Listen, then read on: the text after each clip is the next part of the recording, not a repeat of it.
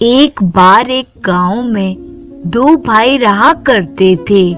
उनका नाम था चांगी और मांगी। कहने को तो वे दोनों सगे भाई थे, परंतु उनकी आदत एक दूसरे के विपरीत थी। चांगी बहुत उदार और नेक दिल था। वे अपने बड़ों का आदर और छोटों से प्यार करता था। उसने खूब मेहनत करके अपार धन कमाया था। उसके यहाँ अनेक नौकर चाकर थे। वे अपने नौकरों के प्रति बहुत दयावान था। नौकरों की परेशानी में उनकी सहायता करता था। इस कारण उसके नौकर उसे दिल से प्यार करते थे। इसके ठीक विपरीत मांगी क्रूर स्वभाव का था। उसमें दया और प्रेम की भावना लेश मात्र भी नहीं थी। वह अकड़ू और कठोर इंसान था, परंतु व्यापार के मामले में किस्मत ने उसका साथ दिया था। इस कारण उसका व्यापार खूब फल फूल रहा था। उसके यहाँ नौकर तो बहुत थे, परंतु कोई अंदर से खुश नहीं था। मांगी अपने नौकरों से सुबह से शाम तक काम करवाता, परंतु तनख्वाह बहुत कम देता था। नौकरों के बीमार होने पर वे उन्हें छुट्टी भी नहीं देता था। यदि किसी नौकर के परिवार में कोई बीमार हो अथवा कोई परेशानी हो, मांगी उसकी कोई भी सहायता करने से इनकार कर देता था। कई बार दुखी होकर कुछ नौकर मांगी का काम छोड़ने की सोचते थे, परंतु अपने मालिक के साथ नमक हरामी करना पसंद नहीं करते थे। वे कहते थे कि हम जब तक जिंदा रहेंगे मालिक की सेवा करते रहेंगे। मालिक चाहे जैसा भी हो, वे हमारा अन्नदाता होता है। उसकी सेवा करना हमारा फर्ज है। इसी कारण कोई भी नौकर उसके यहाँ दुख सहते हुए भी नौकरी छोड़कर नहीं जाता था। चांगी यह देखकर मन ही मन बहुत दुखी होता था कि मांगी के सारे नौकर इतना कष्ट पा रहे हैं। चांगी ने कई बार अपने भाई को समझाने की कोशिश की, परंतु वे कुछ समझता ही नहीं था। धीरे धीरे मांगी का व्यापार चौपट होता जा रहा था। उसके बुरे व्यवहार व रूखी भाषा के कारण सभी लोग उससे व्यापार करने में कतराने लगे थे। एक दिन चांगी ने मांगी से कहा, भाई, ईश्वर का दिया हम लोगों के पास सब कुछ है, फिर भी तुम अपने नौकरों से इतना बुरा व्यवहार क्यों करते हो? मांगी थोड़ा क्रोधित होते हुए बोला, मैं तो किसी से दुर्व्यवहार नहीं करता, तुम यूं ही मुझ पर आरोप लगा रहे हो। चांगी ने कहा, मैं जानता हूँ कि तुम्हारे नौकर बहुत दुखी हैं। यदि तुम अपने नौकरों को ठीक तनख्वाह देकर मीठा व्यवहार नहीं कर सकते, तो तुम किसी और शहर में जाकर अपना व्यापार शुरू कर दो। मुझसे अपनी आंखों के सामने ऐसा व्यवहार देखा नहीं जाता। तुम्हारे जाने के बाद मैं तुम्हारे नौकरों को अपने पास रख लूंगा। यह सुनकर मांगी ने अपने भाई को बहुत भला बुरा कहा और चांगी चुपचाप वहां से चला गया। चांगी अपने भाई को सुधारने के लिए कोई उपाय सोचने लगा। एक दिन वह विचारों में खोया था। तभी उसका पुराना नौकर उसके पास आया और बोला, मालिक, मैं जानता हूँ कि आप क्यों परेशान हैं। आप कहें तो मैं आपकी सहायता कर सकता हूँ। नौकर की बात सुनकर चांगी का ध्यान भंग हो गया। वे बोला, तुम मेरे लिए क्या कर सकते हो?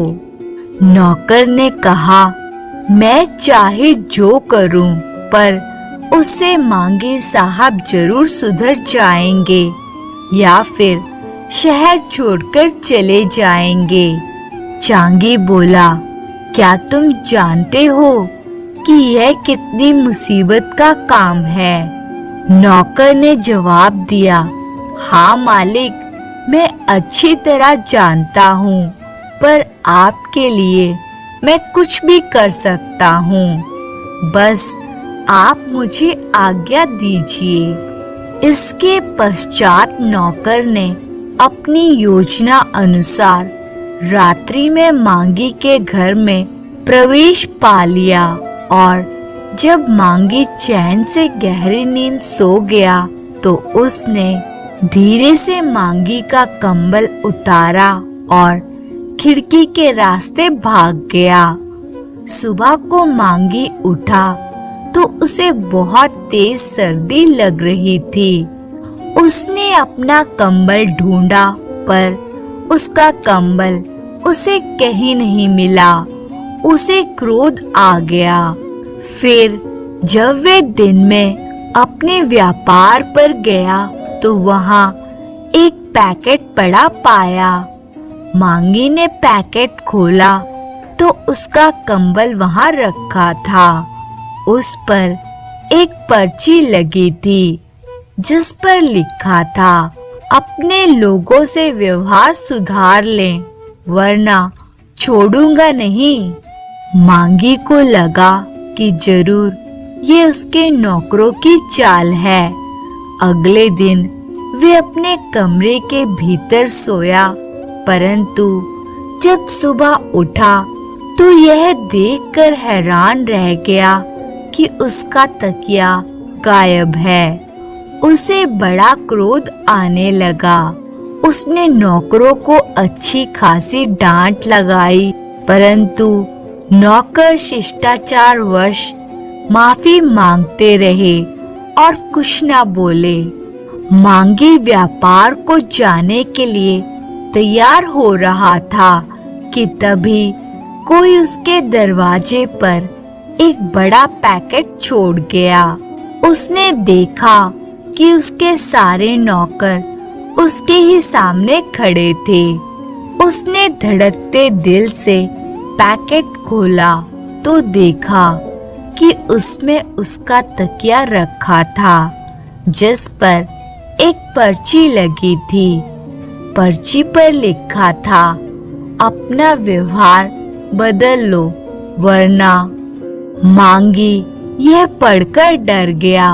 अगले दिन वे रात्रि होने पर बहुत देर तक जागता रहा ताकि वे तकिया कंबल ले जाने वाले को पकड़ सके, परंतु आधी रात्रि तक कोई नहीं आया। वह बैठा इंतजार करता रहा कि ना जाने कब उसे नींद आ गई। मांगी सुबह को उठा तो उसने देखा कि उसका बिस्तर सही सलामत है। वह बहुत खुश हुआ।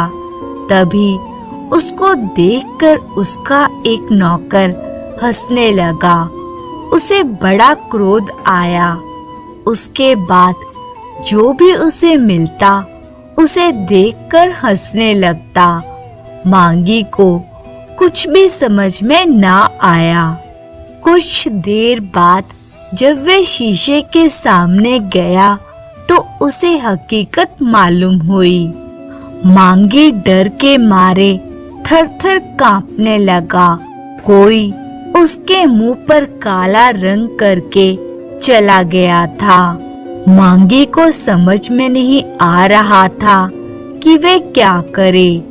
उसको लगने लगा कि यदि कोई उसके मुंह पर कालक पोत सकता है तो कल को उसकी गर्दन भी काट सकता है।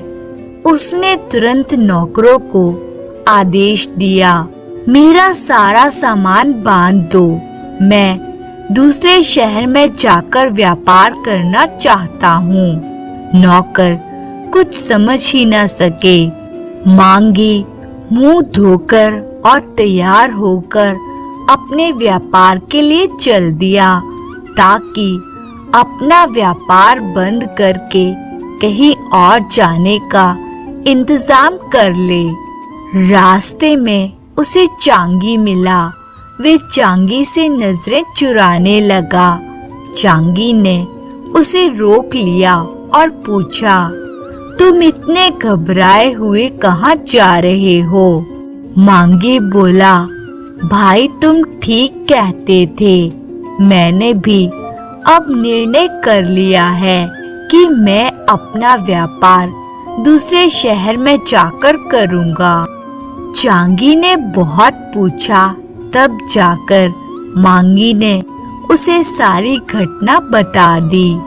मांगी ने नौकरों के साथ जो बुरा व्यवहार किया था उसके लिए भी अब उसे पश्चाताप हो रहा था। चांगी ने कहा, यदि तुम्हें विश्वास है कि अब तुम अपने नौकरों व अन्य लोगों से दुर्व्यवहार नहीं करोगे तो मेरी प्रार्थना है कि तुम यहीं रुको। मांगी अपने भाई की बात मानकर वहीं। हेलो दोस्तों, नमस्कार। आप लोग को हमारे चैनल में स्वागत है। अगर आप लोग को हमारा कहानी अच्छा लगा हो तो लाइक सब्सक्राइब जरूर करिए, साथ में कमेंट करें और शेयर भी करें। धन्यवाद।